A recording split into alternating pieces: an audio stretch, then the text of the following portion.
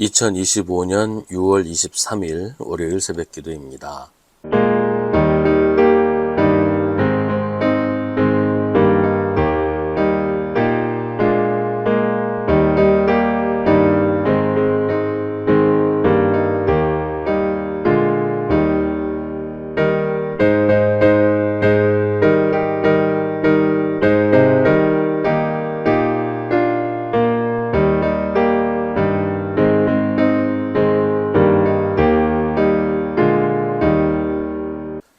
누가복음 2장 1절부터 7절입니다. 그때 아우구스투스 황제가 칙령을 내려 온 세계가 호적 등록을 하게 되었는데 이 첫 번째 호적 등록은 구레뇨가 시리아의 총독으로 있을 때 시행한 것이다. 모든 사람이 호적 등록을 하러 저마다 자기 고향으로 갔다.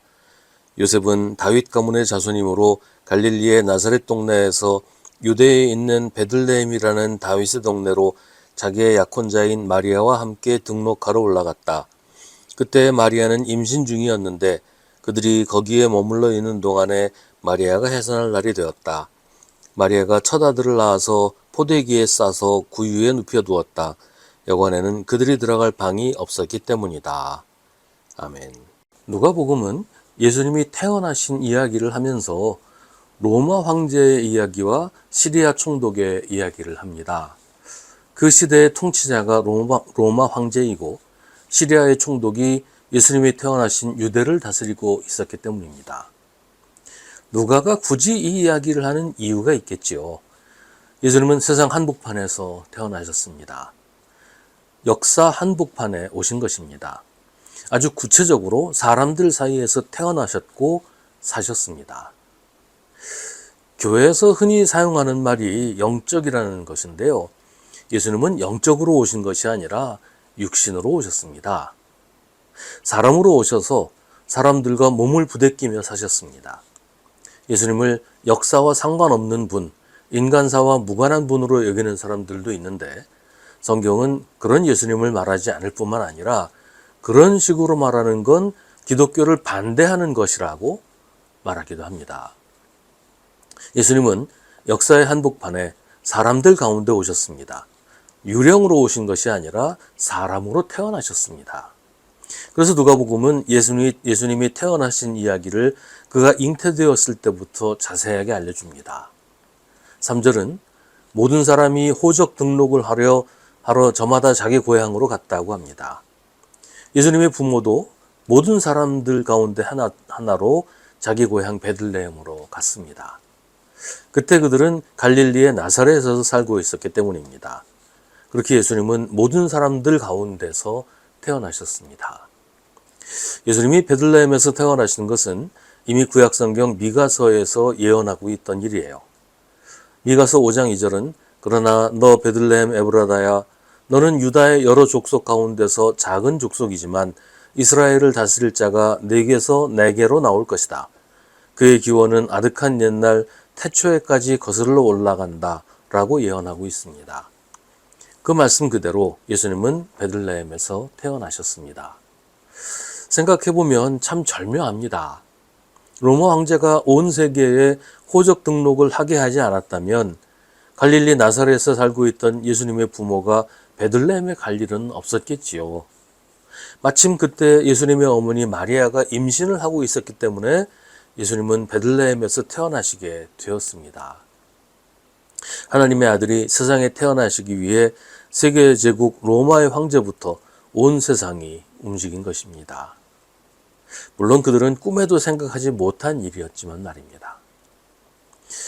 예수님의 부모 요셉과 마리아가 베들레헴에 머물러 있는 동안에 마리아가 해산할 날이 되었습니다. 마리아는 거기서 첫 아들을 낳았습니다.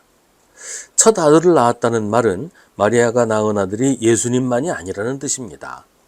성경에도 예수님의 형제 이름들이 명확히 기록되어 있습니다. 마리아가 예수님만 낳았다고 말하는 사람들도 있지만 그건 오히려 근거가 없는 이야기입니다. 그런데 마리아가 낳은 아기는 포대기에 쌓여서 구유에 눕혀야 했습니다. 왜냐하면 여관에는 그들이 들어갈 방이 없었기 때문입니다. 이 장면은 우리에게 아주 익숙한 그림이에요.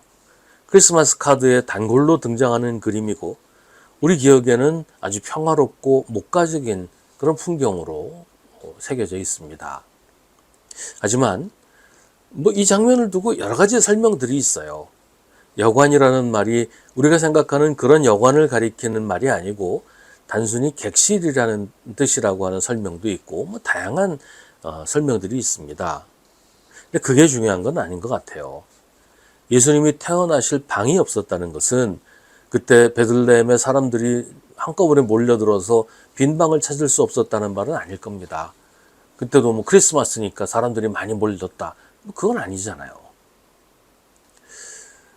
호적 등록이 하루 이틀 사이에 이루어진 것도 아니고 사람들이 여관에 방이 없을 정도로 한꺼번에 몰린 것은 아니기 때문에 예수님의 가족이 들어갈 방이 없었다는 것은 빈 방이 없었기 때문이 아니라는 것이에요. 방을 얻을 돈이 없었기 때문일 가능성이 더 큽니다. 요셉은 아주 가난한 목수였다고 알려져 있습니다. 갈릴리에서 베들레헴까지 가는 것도 결코 쉽지 않았을 거예요. 마리아가 아기를 낳지 않았다면 그냥 길에서 노숙을 했을 수도 있을 겁니다. 그래도 길에서 아기를 낳을 수는 없으니까 구유가 있는 헛간이라도 구했겠지요. 그렇게 예수님은 세상에 오셨습니다. 아주 구체적으로 가장 밑바닥에 사는 사람의 모습으로 오셨습니다. 그래서 우리와 몸 부대끼며 사셨고, 그래서 우리의 아픔과 슬픔, 우리의 억울한 사연들을 누구보다 잘 아십니다. 그래서 우리를 위로하시고 이해하시며 우리를 구원하십니다. 예수님은 우리의 구주가 되시려고 세상에 태어나신 하나님의 아들입니다.